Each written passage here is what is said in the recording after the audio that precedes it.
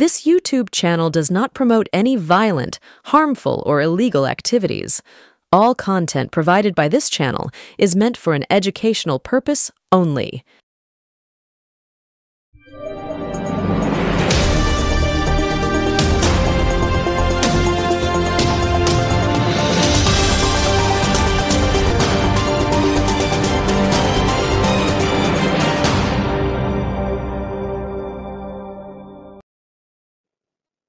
শুভ নববর্ষ, নতুন বছরের শুভেচ্ছা আপনাদের প্রত্যেককে জানাই। যারা নিয়মিতভাবে আমাদের অনুষ্ঠান দেখেন বা আমার কথা শোনেন, তাতে অনেকেই আমার উপর খুশি, অনেকেই বিরক্ত। সবাইকেই কিন্তু আমি আমার ভালোবাসা জানালাম, শ্রদ্ধা জানালাম। এটা নতুন বছরের প্রথম অনুষ্ঠান, কাজে এটা আমার দায়িত্ব থাকে। সুপ্রভাত, নমস্কার, আদাব। আজকে যে বিষয়টা হচ্ছে মমতার কাঁটা ধর্মান্ধতা। আপনারা জানেন যে গতকাল মাননীয় মুখ্যমন্ত্রী নেতাজি ইন্ডোর স্টেডিয়ামে মুসলিম ভাইদের নিয়ে মিটিং করলেন এবং সেই মিটিংটা ওরাই ডেকেছিলেন, মানে মুসলিম ভাইরাই ডেকেছিলেন। তিনি সেখানে বক্তব্য রাখলেন, জোরালো বক্তব্য রাখলেন এবং সেই বক্তব্য আমরা খানিকটা শুনে নেব। বিষয়টা হচ্ছে গিয়ে যে হিন্দু মুসলমান এখানে করা যাবে না, তা তিনি দেখে নেবেন এবং কোন রকম দাঙ্গা ইত্যাদি লাগানো যাবে না। খুব ক্ষিপ্ত ছিলেন, কিন্তু তার মাঝখানে অনেকগুলো কথা বলার আছে। এক ঝলক দেখে নিই মাননীয় মুখ্যমন্ত্রী কি বলেছেন, দেখবো। এর মধ্যে যদি কেউ মাছ ধরতে নেমে দাঙ্গায় প্ররোচনা দেন আর দাঙ্কিসাই হোক, আমার কাছে কিন্তু ক্ষমা পাবে না, কারণ আমি বাংলার মাটিকে রক্তাক্ত করতে দেব না।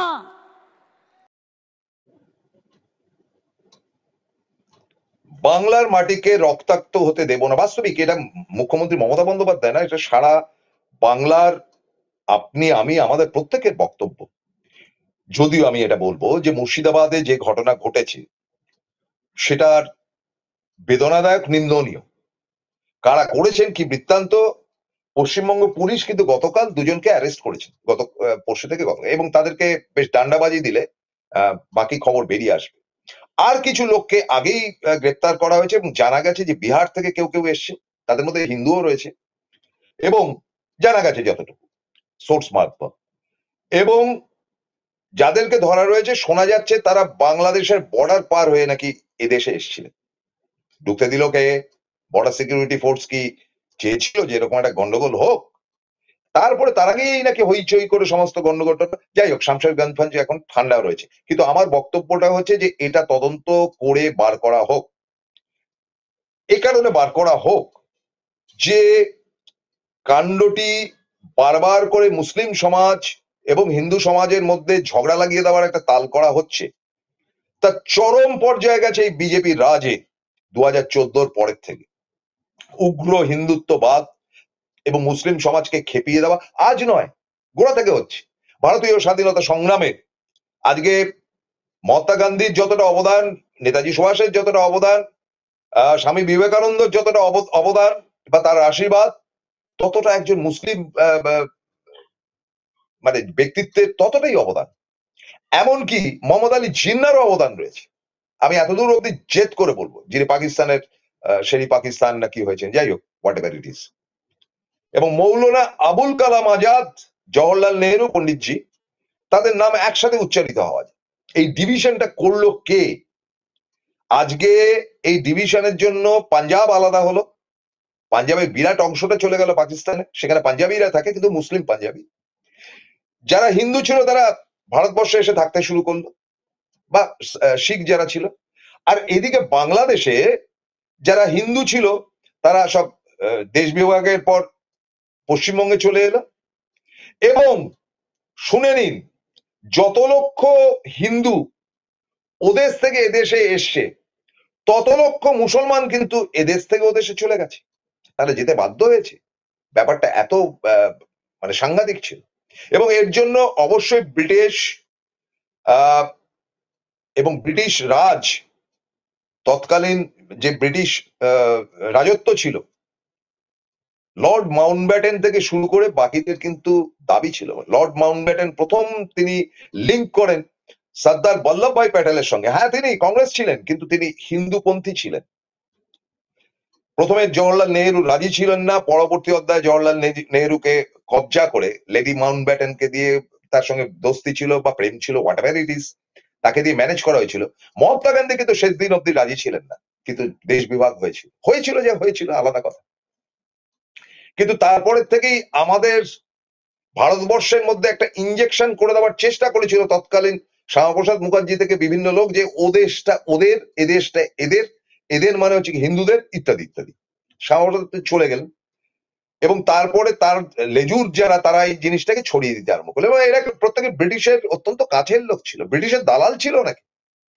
এবং এই মানে হিন্দুত্ববাদী দলগুলো, গেরুয়াপন্থী, এরা জীবন কোনোদিন ব্রিটিশের বিরুদ্ধে লড়াই করেনি, লড়াই করার মতো গার্ডস তাদের ছিল। এরাই আজকে দেশ চালাচ্ছে, এদের কাছ থেকে জ্ঞান নিতে হবে কে হিন্দু কে মুসলমান। তাই আবারও বলি, শামশেরগঞ্জে যে ঘটনা ঘটেছে তার পেছনে একটা চক্রান্ত ছিল, যে চক্রান্তের কিছু কাহিনী আমার কাছে এসছে, সত্যি মিথ্যা আমি এখন এক্সপোজ করতে রাজি নই, কিন্তু যতটুকু শুনতে পেয়েছি যে এই সমস্ত কাণ্ড কারখানার প্ল্যানিং হয়েছে নাকি স্পেনে, এবং আইএসআই চক্র এটাকে করিয়েছে, তারা লোক ঢুকিয়ে দিয়েছিল। বিএসএফ কি করছিল? বাইরে থেকে লোক ঢুকেছিল, যারা যারা ঢুকেছিল বাংলাদেশ থেকে, বাংলাদেশের তো এখন সিচুয়েশন খুব একটা ভালো না, বাংলাদেশ থেকে যারা ঢুকেছিল, উগ্রপন্থী যারা ঢুকেছিল, তা ঢুকলো কি করে? বিএসএফ কি তাদেরকে অ্যালাউ করেছিল যে গন্ডগোল পাকাও? তারপরে এটা কি একটা বিরাট চক্রান্ত? স্বরাষ্ট্রমন্ত্রী অমিত শাহ কি বলেন? আজকে তো তুলোধনা করেছেন মমতা বন্দ্যোপাধ্যায়, অমিত শাহ, যে আপনি কি মনে করেন হামাগুড়ি দিচ্ছেন? আপনি কি মনে করেন ভারতের পরবর্তী প্রধানমন্ত্রী হবেন? আপনি জীবনেও হবেন না। বাস্তব, অমিত শাহ খুব গন্ডগোলের চরিত্র, কিন্তু ভীষণ ইন্টেলিজেন্ট, শার্প, মানে তাকে চাণক্য বলে ওদের দলের লোক। চাণক্যই ছিল। পরবর্তী অধ্যায় ভারতীয় রাজনীতিতে চাণক্য বলতে আমরা নরসিংহ রাওকে বুঝি, আর খানিকটা প্রণব মুখার্জি, এছাড়া চাণক্য ফালক্য কেউ না, বাজে বেকার ফালতু কথা। তো যাই হোক, অমিত শাহ তাদের চাণক্য, তিনি সমস্ত ঘটনার সঙ্গে যুক্ত, এরকম একটা আভাস মুখ্যমন্ত্রীর জায়গা থেকে।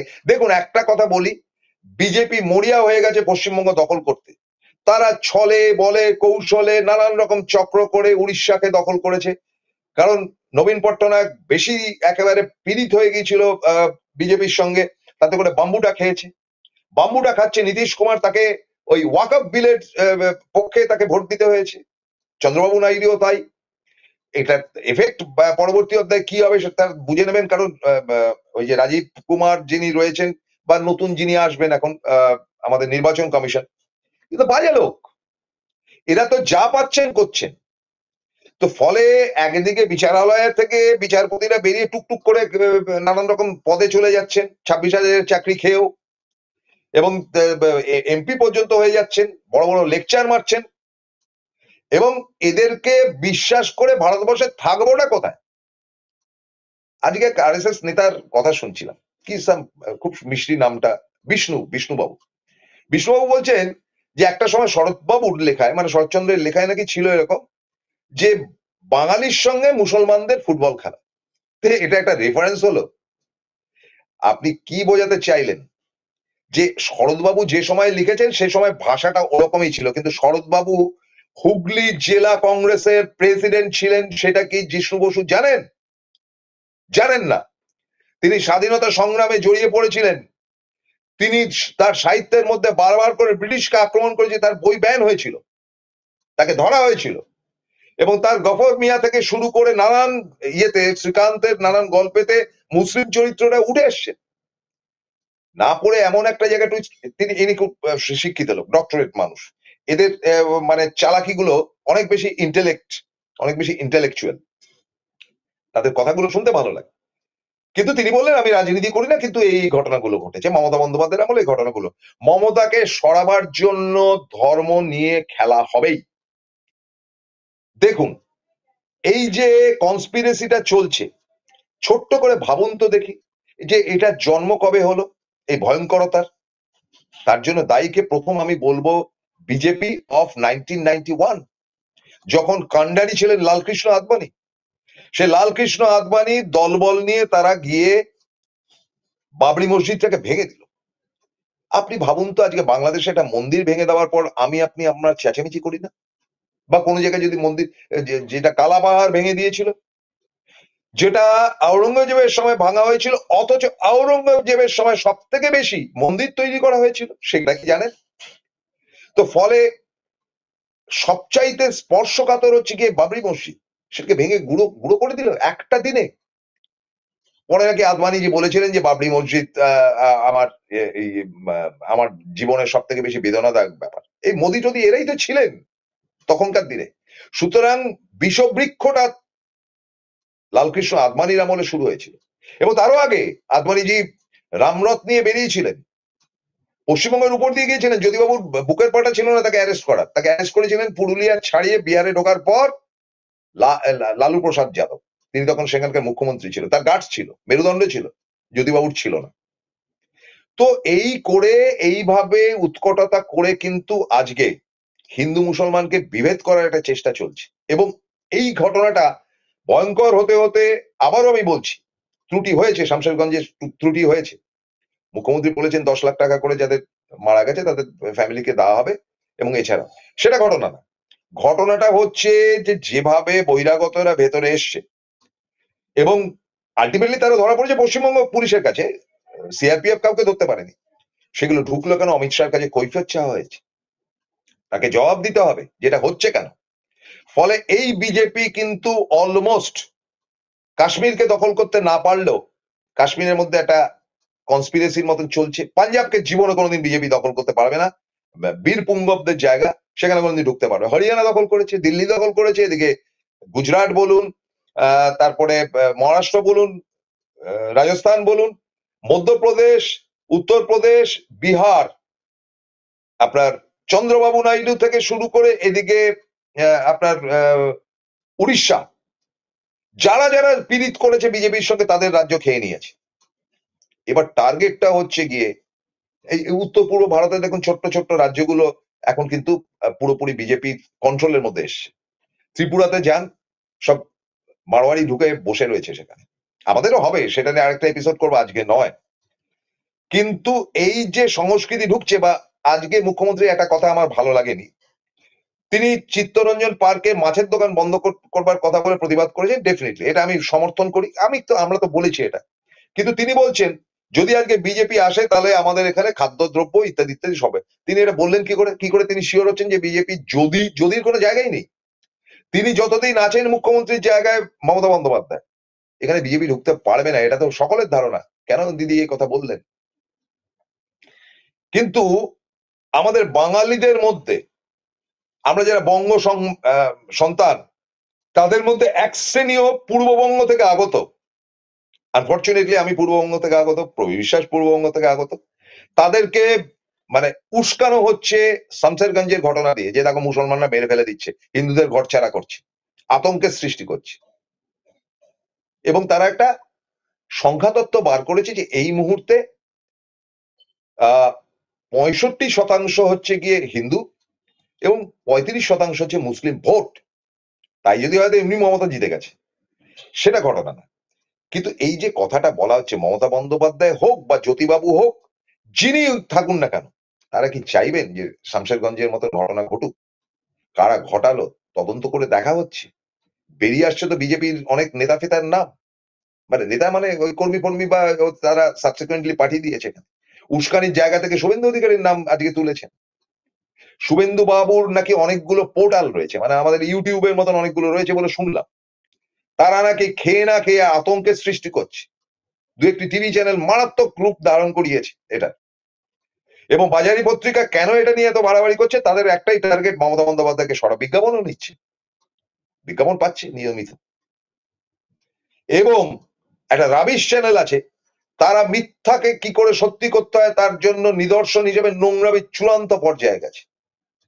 এবং বাইরের চ্যানেল যেগুলো রয়েছে, অর্থাৎ পশ্চিমবঙ্গের বাইরের চ্যানেল, ন্যাশনাল চ্যানেল যেগুলো রয়েছে, তারা পরপর মিথ্যাচার করে যাচ্ছে। এবং বিজেপির আইটি সেল, তারা এতটাই মিথ্যা সমাচার ছড়াচ্ছেন যেটা আগুন লেগে যেতে পারে। আরে কাদের সম্বন্ধে বলছেন? এই বিজেপি মুসলমানদের তাড়িয়ে দিন, দলিতদের লাথি মেরে শেষ করে দেবে। দিয়েছে তো, মেরেওছে। কি হয়েছে মণিপুরে? সুতরাং বাঙালি আপনারা বুঝতে পারছেন না যে এরা কি খতরনাক জিনিস। বলবো আরো কথা, একটা বিরতির পর, সঙ্গে থাকুন। জয়গুরু রত্নভান্ডার জ্যোতিষ সীমা। এখানে গোল্ড মেডেলিস্ট জ্যোতিষী বসেন। হাই কোয়ালিটির আসল গ্রহরত্ন সবচেয়ে কম দামে এখানে পাওয়া যায়। স্থান বেলঘড়িয়া রানী পার্ক বটতলা 2 নম্বর রেলগেটের নিকটে। 9681345722 এবং 9007778922। Found Kolkata's first ever sweet shop serving so unique items like Dab Malai Curry, Motichur Truffle, Gajor Borfi, Dab Kalakand, and I had to try them. শুধু তাই নয়, শক্তিগড়ের ল্যাংচা, বর্ধমানের সীতাভোগ, মালদার পোস্তকদম, বহরমপুরের ছানা বড়া, এগুলো সবকিছু খেতে হলে আর এত দূরে যেতে হবে না। সুন্দরিনী ন্যাচারালস এ পেয়ে যাবে পশ্চিমবঙ্গের বিখ্যাত 10টা জেলার মিষ্টি all under the same roof. এদের বেস্ট সেলার্স কচি ডাবের শাঁস দিয়ে বানানো ডাব মালাইকারি আর কলা পাতায় মোড়া গুড়ের সন্দেশ পাতুরি আর আ মাস্ট ট্রাই।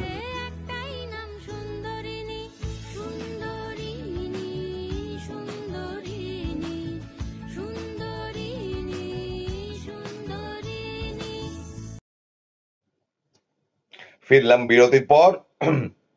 সকালবেলা চাটা খাওয়া হয়েছে, তার এক কাপ নিয়ে বসে জমজমাট, এবার যা যা বলবো সেগুলো জমজমাট থাকবে।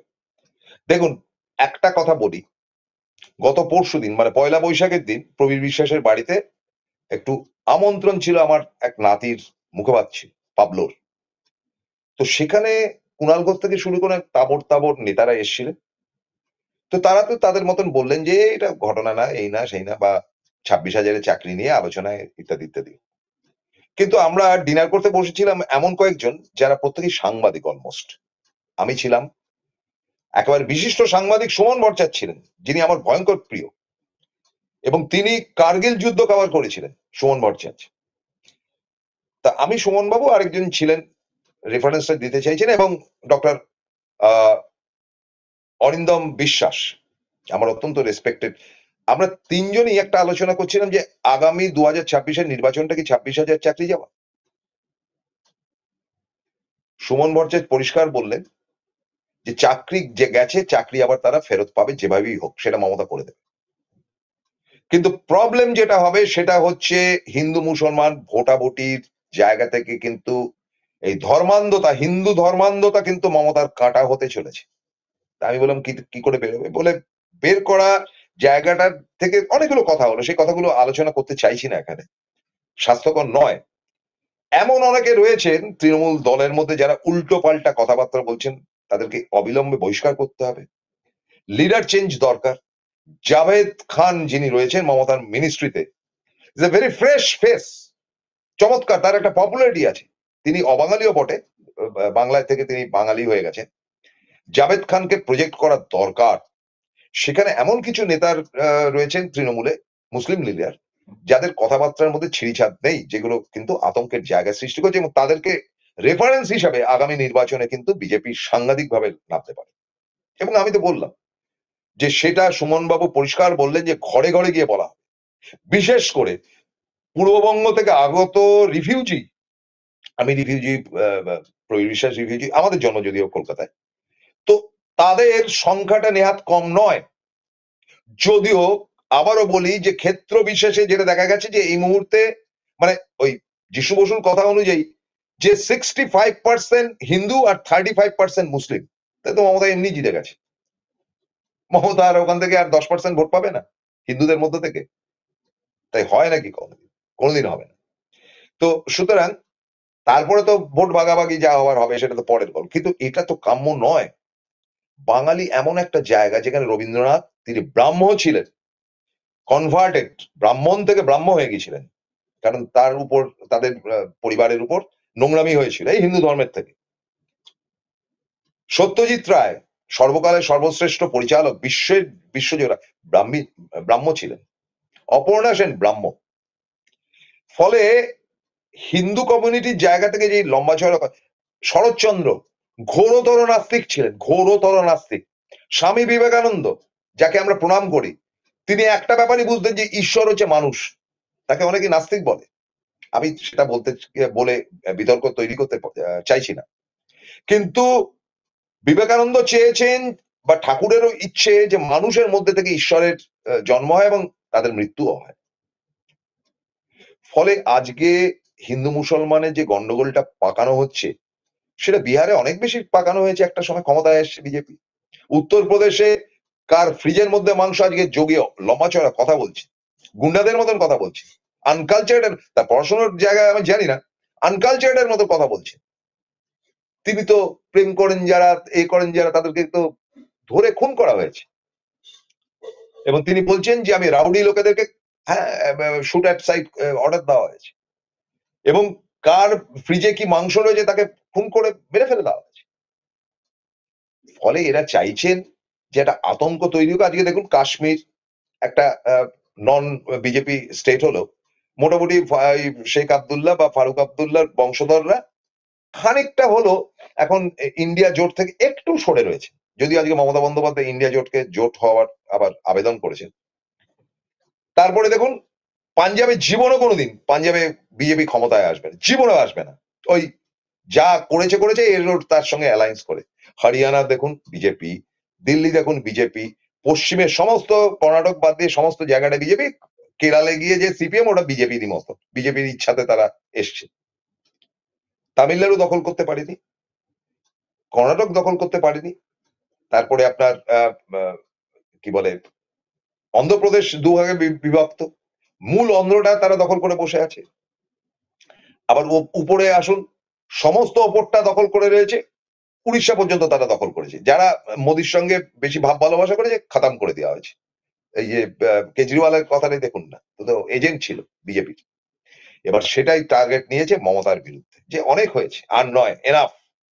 এবং তার জন্য তারা ধর্ম নিয়ে যত দূর নামতে হয় নামবে, এবং ফেসবুক বলুন, টুইটার বলুন, এখানে বলুন, ওখানে বলুন, সুকান্ত মজুমদার নানা রকম ছাড়ছেন, সেগুলো আবার উইথড্র করে নিতে হচ্ছে। এদের কালচারটাই তাই। কাজেই এই একটা জায়গা থেকে আপনারা যারা দেখছেন, শিক্ষিত মানুষ, শিক্ষিত বাঙালি, তাদের প্রত্যেকের কাছে আবেদন রাখছি আমরা, যে আমরা ধর্ম, আমিও মানি না, প্রবীরবাবুও মানেন না, আমরা মানি মনুষ্য ধর্ম। মসজিদের পাশ দিয়ে গেলে ঠিক আছে, একটা ঠাকুর নমস্কার করতে পারি, আমার ঠাকুর আমার মতো, বা মন্দিরের পাশ দিয়ে গেলে করতে পারি, যদি যাই বা ইচ্ছা যদি থাকে, সবাইকে একইভাবে প্রণাম করব। আমার ছেলেবেলা থেকে আমার কালচারটাই হচ্ছে মুসলিমদের সঙ্গে উঠে আসা। আমার স্কটিশ স্কুলের বন্ধু ছিল হাইউল আলী খান, একদম 11-12 ক্লাস অব্দি। আর কলেজের বন্ধু ছিল শেখ মোহাম্মদ আলী, ও পূর্ব মেদিনীপুরের ছেলে। চিরকাল তাদের সঙ্গে উঠেছি বসেছি, কোনোদিন মনে হয়নি যে ও মুসলমান ও হিন্দু। এটা কেন হচ্ছে, কেন হচ্ছে ভাই? মালদা মুর্শিদাবাদ আপনারাই দায়িত্ব নিয়ে মিলমিশের জায়গা করুন। আতঙ্ক সৃষ্টি করে আপনারা বুঝতে পারছেন না যে একবার যদি এরা এই ধর্ম নিয়ে নানান রকম কায়দা করে, তাহলে যতই আপনারা 30% হোক, 35% হোক, খতম করে দেবে এরা। এদের চেনেন না।